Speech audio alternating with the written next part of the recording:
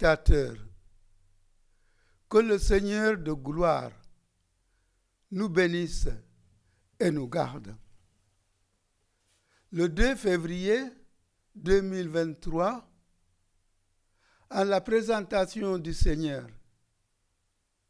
en la fête de la vie consacrée et à la fête du grand séminaire Liberman de Sébikotane, le tribunal pour l'instruction de la cause de la béatification de Monseigneur Aloïse Cobès a été installé officiellement. La célébration était présidée par son Excellence Monseigneur Benjamin Ndiaye, archevêque de Dakar, entouré de Monseigneur André Gueye, évêque responsable des séminaires et du clergé, du père abbé Olivier Sarr et de nombreux prêtres. Les deux congrégations de droit diocésain, à savoir les filles du Saint-Cœur de Marie et les frères de Saint-Joseph du Sénégal, étaient les invités d'honneur. Vous comprendrez pourquoi. Suivez. Ces salutations et remerciements s'adressent à vous tous, chers frères et sœurs, qui formez la belle assemblée de prière que nous constituons ce matin. Vous me permettrez toutefois d'adresser un salut particulier à nos pères évêques présents à cette célébration. Son Excellence, Monseigneur Benjamin Ndiaye, archevêque métropolitain de Dakar, Monseigneur André Gueye, évêque de Thiès, chargé de la commission épiscopale, clergé et séminaire. À côté d'eux, nous saluons la présence de l'homme Olivier Manissa, abbé du monastère bénédictin de Peroussa, qui, avec le carnet de l'Assomption, constitue les deux faisceaux de lumière braqués sur ce séminaire pour l'illuminer à la louange du Christ Sauveur du monde. À son éminence Théodore Cardinal Sarr et à son excellence Monseigneur Stanislas Valdemar Sommertag, à son excellence Monseigneur Jean-Pierre Basset, qui nous ont transmis leur message de sollicitude et de communion, nous disons un sincère merci. À vous, révérend Mère Marie Diouf, supérieur général des filles du Saint-Cœur de Marie. À vous, révérend Frère Raphaël Adjumandel, supérieur général de l'Institut des Frères de Saint-Joseph. À vous, révérend Arégan Michel, président de l'Union du clergé sénégalais. À vous tous, filles et fils de Monseigneur Aloïse Cobès, nous disons merci pour le soutien et pour la présence. Ce jour est le vôtre. Et par la célébration de cette Eucharistie, nous rendons dignes de participer à la table de son royaume par le Christ notre Seigneur. Amen.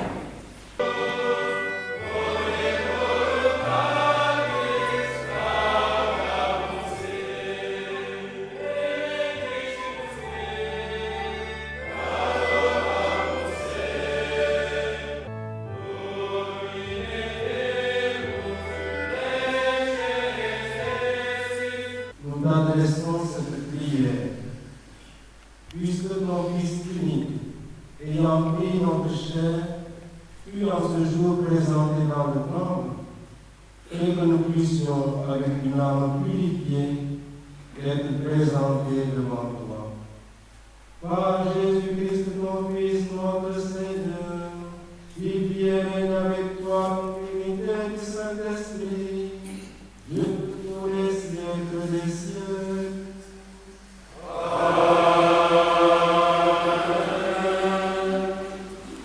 Ainsi parle le Seigneur Dieu. Voici que j'envoie mon messager pour qu'il prépare le chemin devant moi. Et soudain viendra dans son temple le Seigneur que vous cherchez. Le messager de l'alliance que vous désirez, le voici qui vient, dit le Seigneur de l'univers. Qui pourra soutenir le jour de sa venue? Qui pourra rester debout lorsqu'il se montrera? Car il est pareil au feu du fondeur, pareil à la lessive des blanchisseurs. Il s'installera pour fondre et purifier. Il purifiera les fils de Lévi, il les affinera comme l'or et l'argent. Ainsi pourront-ils, aux yeux du Seigneur, présenter l'offrande en toute justice. Alors l'offrande de Juda et de Jérusalem sera bien accueillie du Seigneur, comme il en fut aux jours anciens, dans les années d'autrefois. Parole du Seigneur.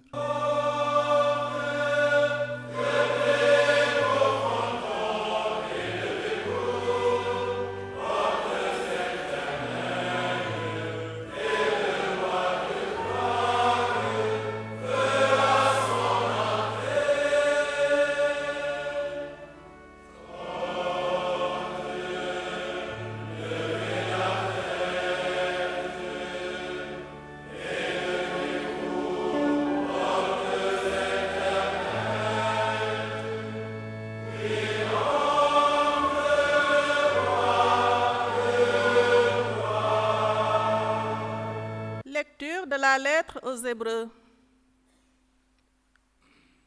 Puisque les enfants des hommes ont en commun le sang et la chair, Jésus a partagé lui aussi pareille condition.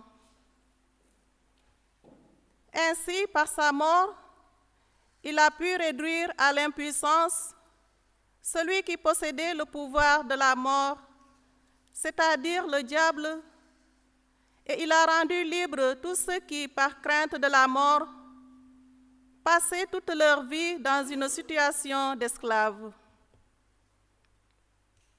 Car ce qu'il prend en charge, ce ne sont pas les anges, c'est la descendance d'Abraham. Il lui fallait donc se rendre en tout semblable à ses frères pour devenir un grand prêtre miséricordieux et digne de foi pour les relations avec Dieu, afin d'enlever les péchés du peuple. Et parce qu'il a souffert jusqu'au bout l'épreuve de sa passion, il est capable de porter secours à ceux qui subissent une épreuve. Parole du Seigneur.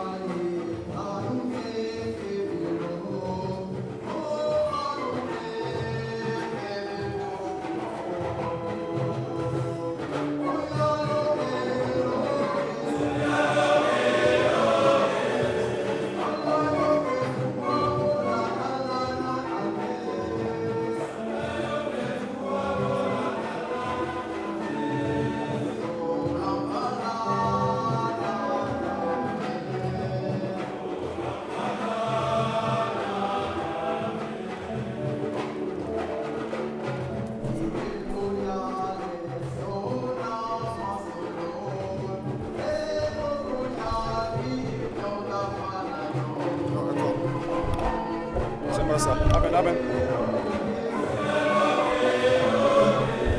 Donne la page.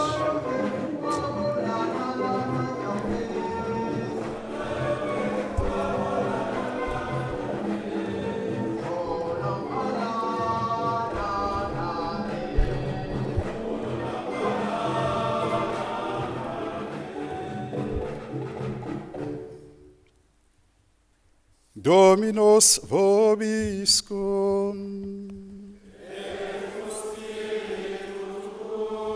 Lectio Sancti Evangelii secundum Lucam.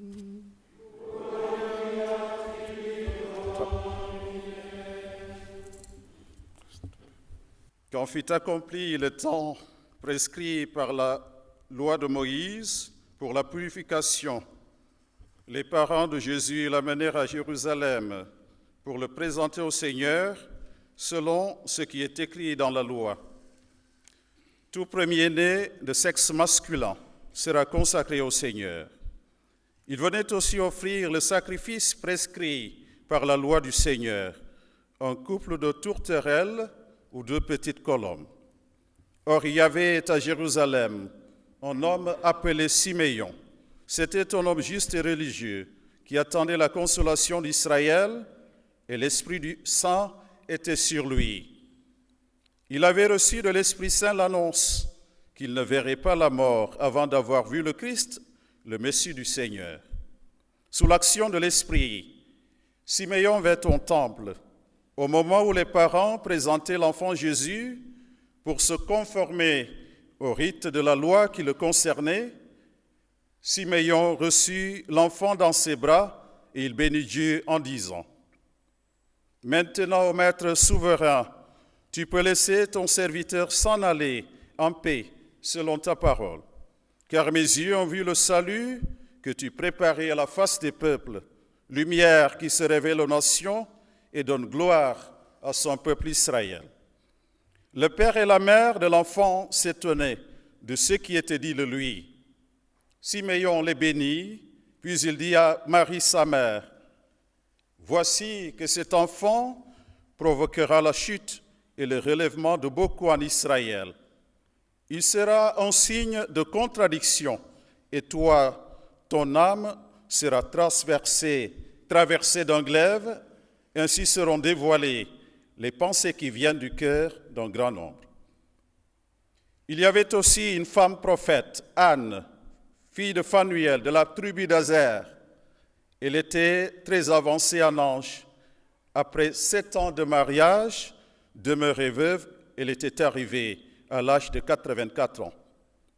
Elle ne s'éloignait pas du temple, servant Dieu jour et nuit dans le jeûne et la prière. Survenant à cette heure même, elle proclamait les louanges de Dieu et parlait de l'enfant à tous ceux qui attendaient la délivrance de Jérusalem.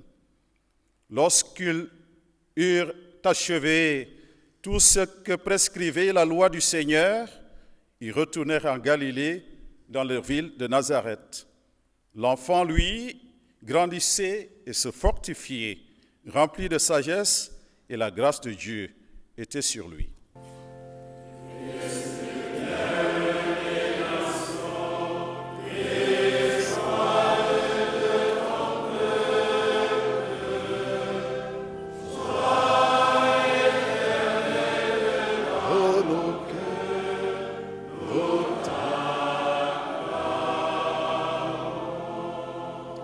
Acclamons la parole de Dieu. Louange à toi, Seigneur Jésus.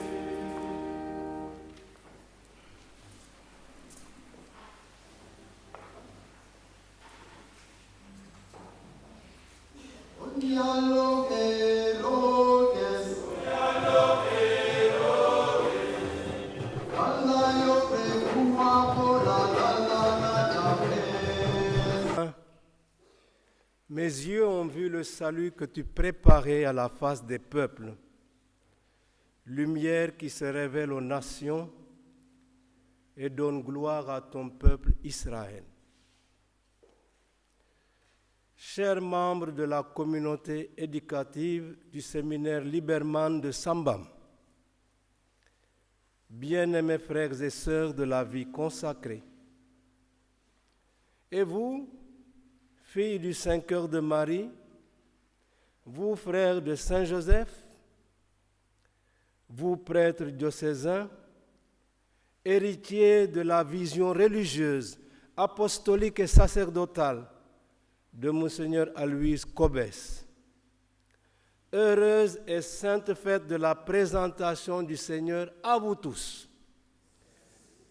Que cette fête vous apporte abondance de grâce et de bénédiction en ce jour de fête et de joie.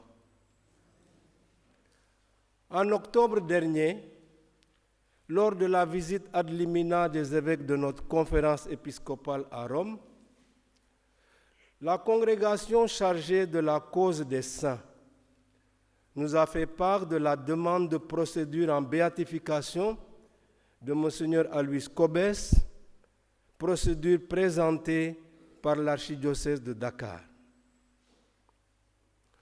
Au cours de l'entretien avec des membres de la dite congrégation, il est bien ressorti que l'instruction de la cause de Monseigneur Cobès sera essentiellement d'ordre historique, accompagné bien sûr de notre prière afin d'obtenir des grâces et nous l'espérons, un miracle avéré par l'intercession du prélat concerné. D'où, chers amis, l'importance de faire nôtre la prière qui a été composée à cet effet par feu sœur Marie-Martine Dour de la congrégation diocésaine des Filles du Saint-Cœur de Marie.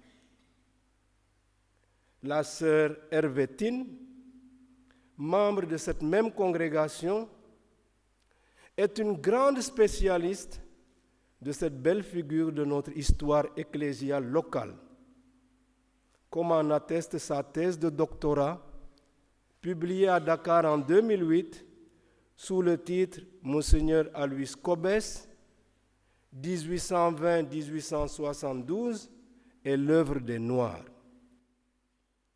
Sœur Marie Hervétine nous fait connaître et apprécier ce pasteur dévoué et audacieux qui avait résolument opté pour une vision missionnaire basée sur l'élément indigène.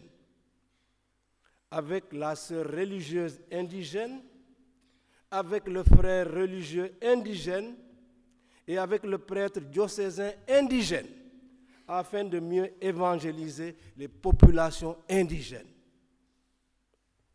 N'était-ce pas là déjà une vision audacieuse et réaliste de l'inculturation?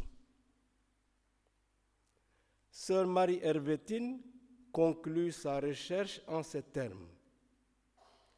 L'œuvre que Monseigneur Cobès a accomplie fait de lui un personnage historique dans le paysage sénégambien. Historique parce qu'il opère une rupture avec la pratique de l'époque dans le domaine de la formation. Loin des idées reçues, il élabore sa propre vision du ministère qu'il convient de mettre en place pour l'Afrique. Et sans tarder, il entre dans la phase d'application. Il structure sa pensée autour du binôme évangélisation-développement. Le résultat qu'il obtient par ses œuvres de prédilection, un laïcat fort, les deux congrégations autochtones, celle des frères de Saint-Joseph et celle des Filles du Saint-Cœur de Marie, les prêtres indigènes, voilà ce qui autorise à avancer. Que c'est de l'administration de Monseigneur Cobès que date le démarrage de l'Église de la Sénégambie. Chers amis, en cette fête de la présentation du Seigneur Jésus au Temple, qui marque aussi la célébration de la journée de la vie consacrée, nous avons choisi de procéder ici à Sambam à la présentation de la cause de Monseigneur Aloys Cobès en béatification, en procédant à l'installation du comité local qui en est chargé. Et comme Dieu fait bien les choses, nous entreprenons cette démarche en cette année mariale diocésaine en laquelle nous sommes invités à accueillir Marie dans nos vies, à l'exemple de sa cousine Élisabeth lors de la visitation, pour vivre avec elle, Marie, le sens de ses paroles auprès d'Élisabeth. Comment ai-je ce bonheur que la mère de mon Seigneur vienne jusqu'à moi? Monseigneur Aloys Cobès, qui est au cœur de notre célébration de ce jour, nourrissait une grande dévotion envers la Vierge Marie. Sa devise épiscopale, Monstrate esse matrem, montre-toi comme mère, est empruntée à l'antienne mariale Ave Maristella. Et sur une image signée par lui, nous pouvons recueillir ses pensées qui témoignent de sa profonde dévotion filiale et de son assurance en la protection maternelle de la Vierge. Nous lisons sur cette image, Marie est notre mère. C'est Jésus-Christ lui-même, expirant sur la croix, qui nous l'a confié à ses soins, à son amour. C'est au pied de la croix que Marie nous a tous adoptés dans la personne de Saint Jean. Nous ne devons donc pas être surpris que Marie ait pour nous les sentiments de la mère la plus empressée. Comme un troupeau de brebis, réfugions-nous auprès de cette divine bergère avec toute la confiance et toute la tendresse dont notre cœur est capable. Nous obtiendrons toutes les vertus par l'intercession de Marie. En ce 2 février de l'an de grâce 2023, nous voulons plus particulièrement nous laisser entraîner par Marie sous la protection de Saint Joseph dans une démarche religieuse qui nous conduise jusqu'au véritable temple qu'est Jésus-Christ, dans un renouveau spirituel qui témoigne de notre croissance à nous tous. Chers formateurs et séminaristes de Sambam, votre thème triennal depuis 2020, unis dans l'amour fraternel, laissons-nous configurer au Christ bon pasteur, ne vous oriente-t-il pas à puiser en Jésus votre guide les ressources spirituelles nécessaires pour vivre en fraternité?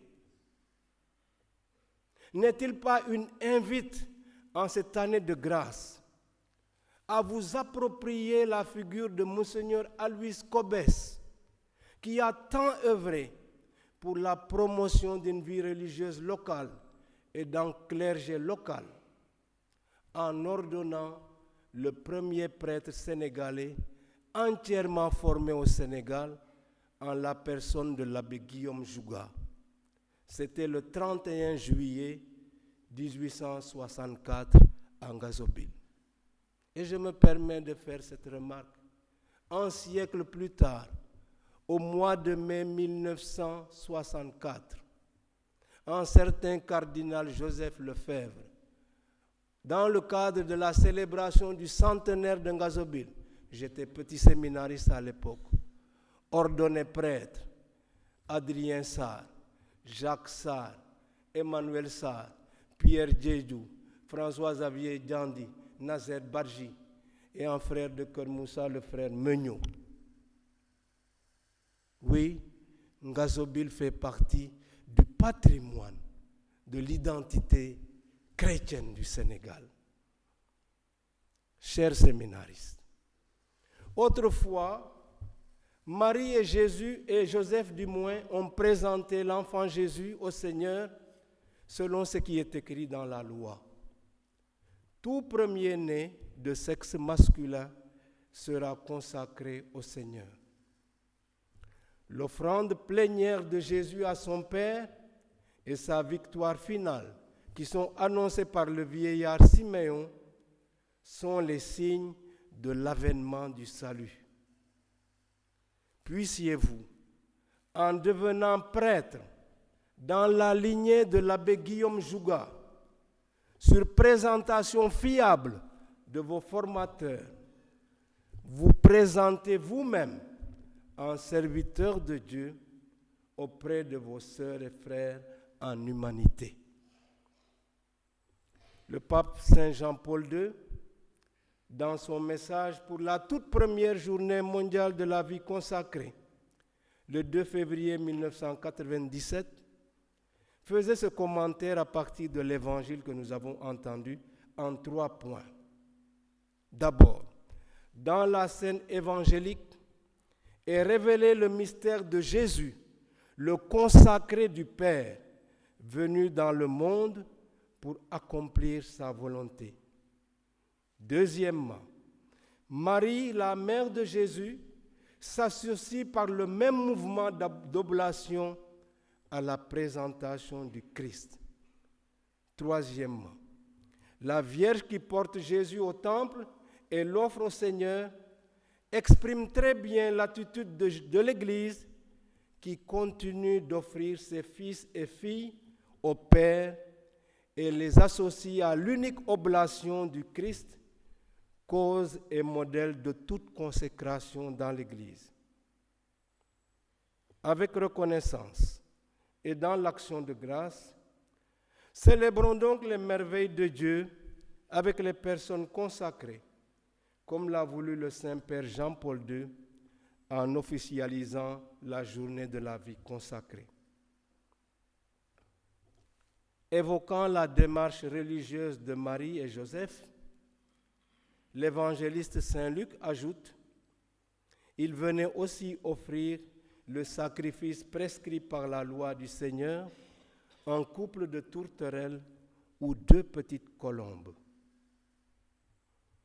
Offrande sans doute très modeste, mais qui traduit la reconnaissance envers le Dieu de la vie. Que leur geste nous rappelle à nous tous le sens de l'offrande qui est toujours à notre portée. Chers amis, en cette fête de la présentation du Seigneur, je ne puis m'empêcher, dans le contexte de notre année mariale diocésaine, d'évoquer cette autre fête, la présentation de Marie, qui est célébrée le 21 novembre selon notre calendrier liturgique. Voilà une fête qui peut paraître plutôt surprenante au regard de cette loi que nous avons entendue tout à l'heure. Tout premier-né de sexe masculin sera consacré au Seigneur. Que faut-il donc entendre par la présentation de Marie? Sur le plan historique, des écrits apocryphes ont contribué à bâtir des traditions pieuses plus ou moins vérifiables. Pierre Jounel nous propose une explication d'un point de vue à la fois spirituel et historique en ces termes. Le 20 novembre 543, on fit à Jérusalem la dédicace de la basilique Sainte-Marie la Neuve, on l'appelait d'ailleurs la Néa, basilique érigée sur la colline de Sion face à l'esplanade du temple. Les églises d'Orient ont rattaché à cette dédicace le souvenir de l'entrée au temple de la très sainte Mère de Dieu que rapportent certains récits anciens. Et Jounel de dire encore, par-delà l'événement qui peut servir de support à cette fête, Marie apparaît aujourd'hui comme la toute pure et comme dit la liturgie byzantine, la source perpétuellement jaillissante de la charité, le temple spirituel de la sainte gloire du Christ notre Dieu. Comprenons que la présentation de Marie vise essentiellement le message spirituel. Et le pape Saint Jean-Paul II nous le rappelle bien dans son message de 1997, disait « La présentation de Jésus au temple est une éloquente icône du don total de soi pour tous ceux qui ont été appelés à reproduire dans l'Église et dans le monde par le conseil évangélique les traits caractéristiques de Jésus, chaste, pauvre et obéissant. Nous sommes ici à Sambam, dans une maison de formation de futurs prêtres, dans le prolongement des étapes du séminaire Saint-Paul de Ndiafat et du séminaire Saint-Jean-Marie Vianney de Brin. Au rythme de ces étapes, qui ponctuent la formation du futur prêtre diocésain, c'est un temps et un lieu d'église qui vous sont offerts à vous, chers séminaristes, avec vos formateurs, pour mûrir dans votre réponse à l'appel du Seigneur en vue du sacerdoce. J'ose vous inviter, chers séminaristes, en communion avec mes frères évêques, à vivre chaque jour davantage votre présentation au Seigneur pour croître en grâce et en sagesse en vue de la mission. Les communautés chrétiennes, et vous le savez, manifestent tellement leur besoin d'une pastorale de proximité pour grandir dans la foi et vivre en témoin du Christ aujourd'hui. Il n'y a donc pas de temps ni de place pour se perdre dans des préoccupations qui n'ont rien à voir avec l'évangélisation ad intra au sein de l'Église, mais ad extra aussi en dehors de l'Église. Entretenons donc tous le feu sacré de l'apostolat pour aujourd'hui et demain.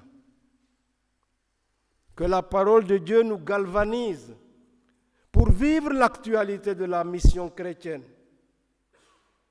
Car ainsi parle le Seigneur, comme nous l'avons entendu dans la première lecture, sous la plume du prophète Malachie. Ainsi parle le Seigneur Dieu. Voici que j'envoie mon messager devant toi. Accueillons dans les faits la réalité de la mission en osant les ajustements et les rectifications nécessaires pour que notre générosité apostolique ne soit jamais prise en défaut. Notre sacerdoce ne nous abstrait pas de la condition humaine. Issus du peuple de Dieu, nous en sommes membres et nous sommes ordonnés à son service. Jésus, le grand prêtre, dont nous a parlé la deuxième lecture, tirée de la lettre aux Hébreux, Jésus donc, le grand prêtre par excellence, a voulu partager notre condition humaine en se faisant semblable à nous. Que notre sollicitude pastorale nous pousse à nous donner pleinement à la mission que nous avons acceptée librement. Dans une homélie, Saint Grégoire le Grand disait « Le monde est rempli de prêtres, mais on rencontre rarement un ouvrier dans la moisson de Dieu. Nous acceptons bien la fonction sacerdotale, mais nous ne faisons pas le travail de cette fonction. Je sais que tel n'est pas notre cas. Mais il faut bien garder en mémoire cet avertissement pour ne pas dévier du devoir de zèle apostolique que nous a si bien légué Monseigneur Alois Cobès. Que donc, dans notre presbytérium et nos communautés religieuses, des anciens et des anciennes, comme Siméon et Anne, continuent d'orienter et de soutenir nos efforts pour nous aider à lire correctement les signes des temps et pour nous engager résolument à annoncer l'aujourd'hui du salut en Jésus-Christ, le même, hier, aujourd'hui et pour les siècles des siècles. Amen. Concernant l'héroïcité des vertus ou le martyre du serviteur de Dieu, dont on demande la béatification et la canonisation. Elle concerne aux fidèles qui, au cours de sa vie, au moment de sa mort et après son décès, a été considéré comme saint, en vivant pour la cause qui nous concerne de manière héroïque l'ensemble des vertus chrétiennes, ou possède une réputation de martyr.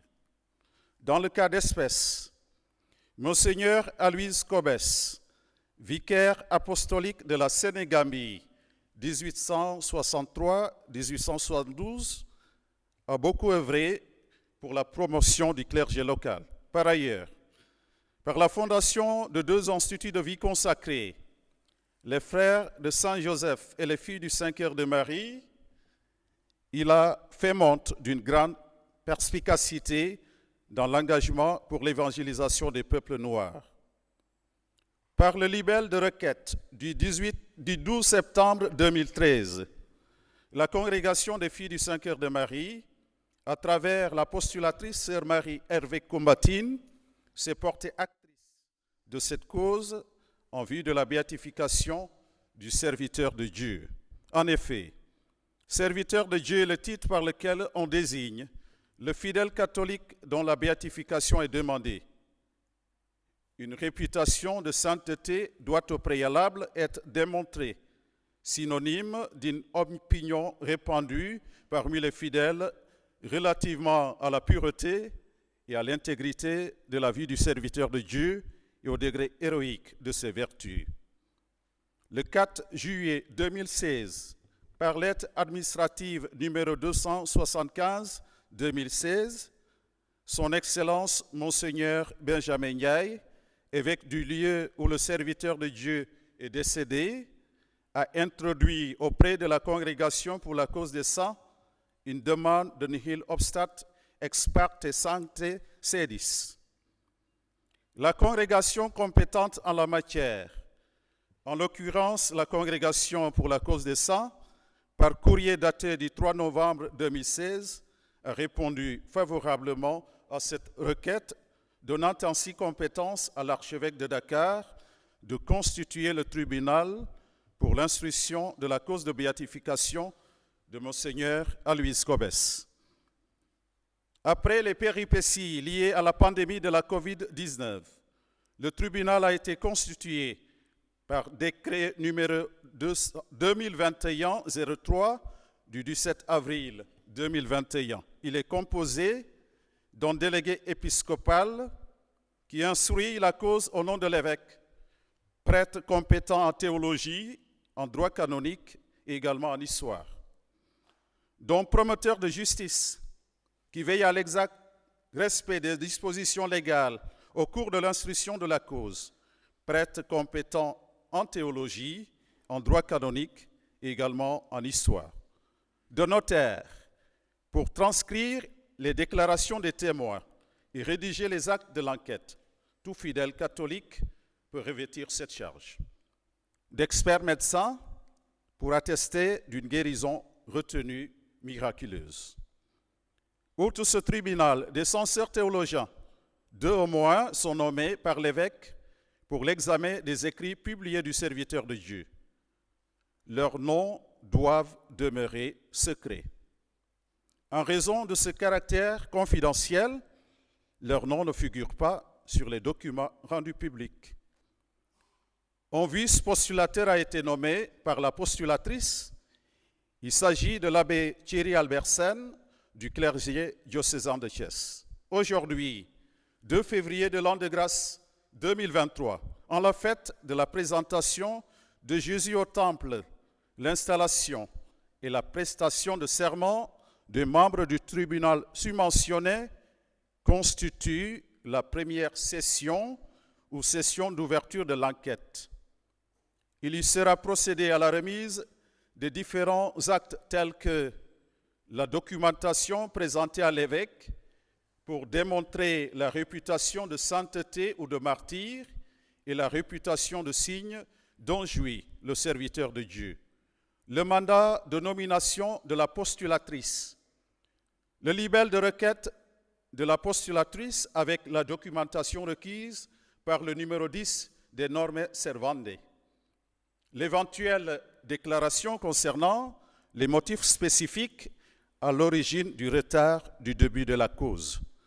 L'avis des autres évêques concernant l'opportunité de la cause, l'édit de l'évêque, la lettre du nihil obstat du Saint-Siège, les décrets de nomination des officiers de l'enquête, l'avis écrit des censeurs théologiens ou bien la déclaration d'absence d'écrit édité.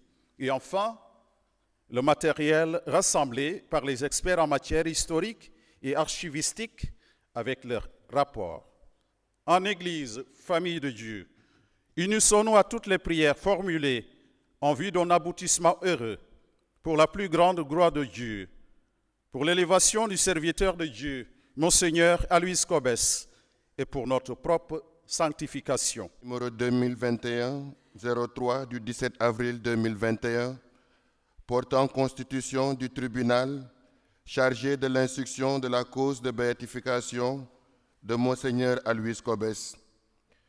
Son Excellence Monseigneur Benjamin Ndiaye, archevêque métropolitain de Dakar, vu le canon 1403 du Code de droit canonique en vigueur, vu la Constitution apostolique Divinus Perfectionis Magister sur l'instruction d'une cause de béatification en date du 25 janvier 1983, vu l'instruction Sanctorum Mater pour le déroulement des enquêtes diocésaines ou impartiales regardant les causes des saints en date du 17 mai 2007, vu le nihil obstat du Saint-Siège en date du 3 novembre 2016, le libelle de requête Supplex Libellus sur proposition de la postulatrice ayant été signé à l'ouverture officielle de la cause en date du 12 décembre 2015, décrète. Article 1. Est constitué le tribunal chargé de l'instruction de la cause de béatification de Monseigneur Aloys Copes. Article 2. Est nommé délégué épiscopal pour la présente cause Abbé Aloys Sène du clergé diocésain de Kaolack.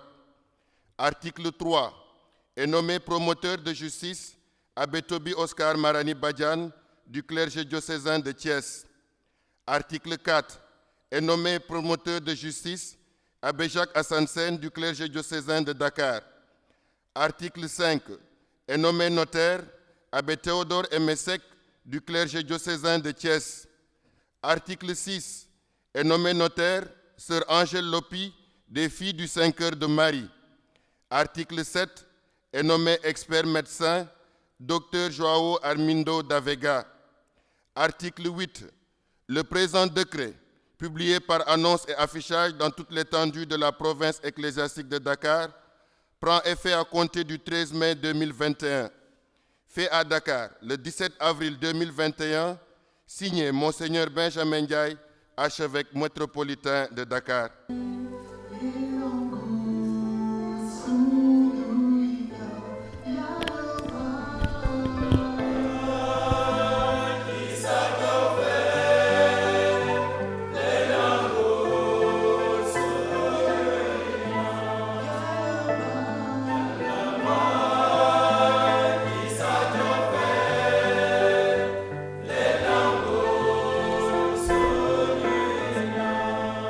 Nawek Ankung yil kawutan balem paru biki josun chipuso fibanya pabayil baloko chup pedempeno piba 5 tiki kaski bakan kawin puburan peno nasibati ajugun iwe yilum ikobusi ngebebo.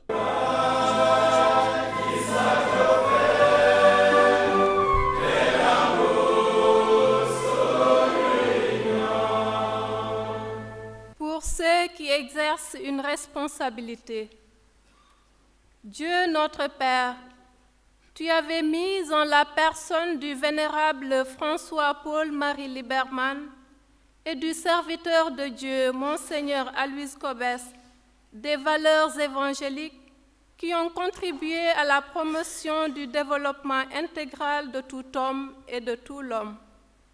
Nous t'en prions. Fais germer continuellement ces vertus et ces valeurs en toutes les personnes qui assurent une responsabilité ou détiennent un pouvoir quelconque, afin que, de l'exercice de leur charge, tout homme se sente épanoui et considéré. Seigneur, exauce-nous.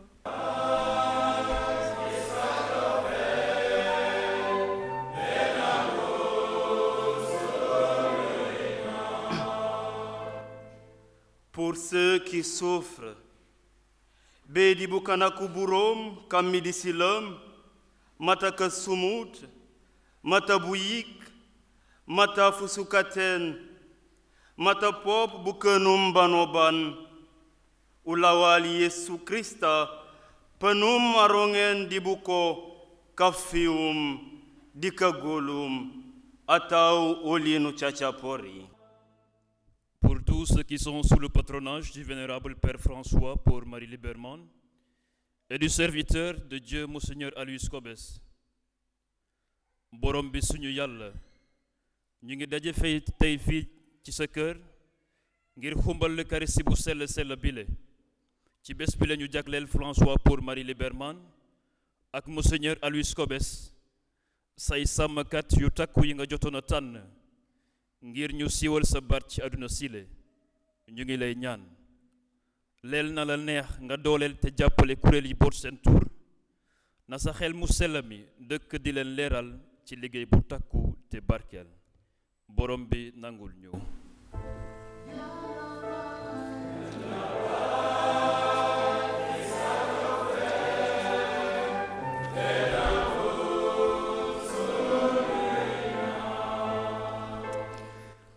Pour la cause de la béatification de Monseigneur Aloys Cobes. Dieu notre Père, tu as envoyé le serviteur de Dieu, Monseigneur Aloys Cobes, en terre sénégambienne pour l'annonce de l'Évangile, en communion avec les filles du Saint-Cœur de Marie et le frère de Saint-Joseph, nous t'en prions. Par ta grâce infinie, daigne exaucer nos humbles prières que nous t'adressons pour la cause de sa béatification. Par l'intercession du vénérable Père François-Paul Marie Liberman et du Saint-Cœur de Marie et de Saint-Joseph, Seigneur, exauce-nous.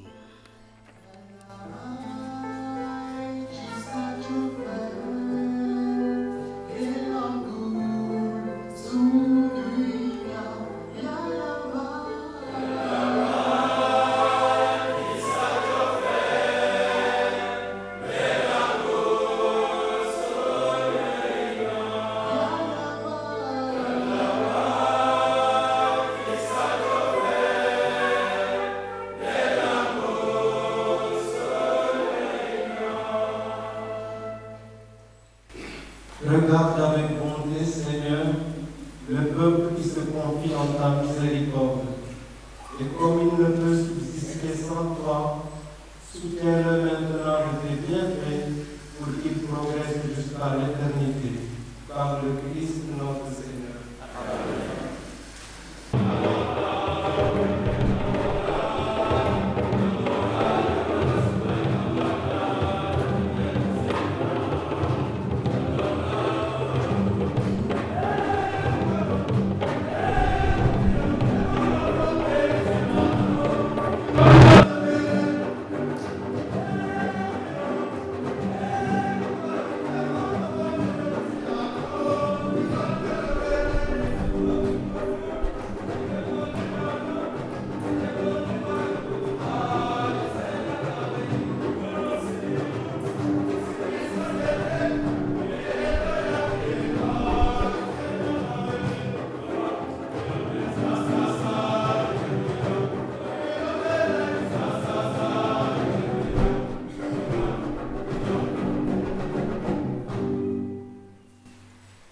Priez, frères et sœurs, que mon sacrifice, qui est aussi le vôtre, soit agréable à Dieu le Père Tout-Puissant. Que le Seigneur soit le moment de ce sacrifice, la louange et la gloire de son nom, au nom de Dieu et celui de toute l'Église. Nous t'en prions, Seigneur, que les dons de l'Église, en fait, te soient agréables. Toi qui as voulu que ton Fils unique, l'agneau sans tache, te soit offert pour la vie du monde, lui qui vit et règne pour les siècles des siècles. Amen.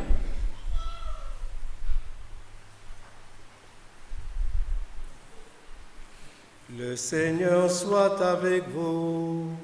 Et avec votre esprit. Élevons notre cœur. Nous le tournons vers le Seigneur. Rendons grâce au Seigneur notre Dieu. Cela est juste et bon. Vraiment, il est juste et bon pour ta gloire et notre salut de t'offrir notre action de grâce toujours et en tout lieu. Seigneur Père très saint, Dieu éternel et tout-puissant.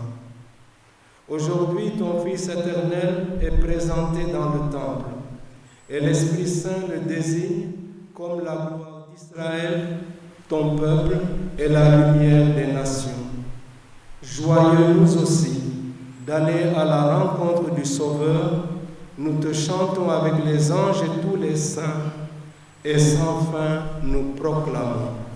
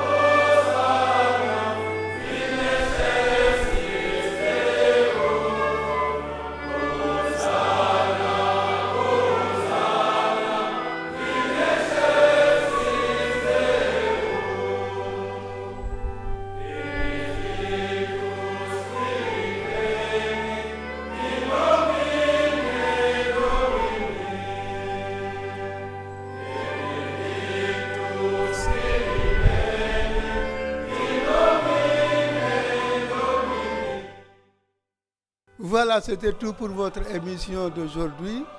Que le Seigneur de gloire entende toutes nos prières pour la béatification de Monseigneur Aloys Cobès.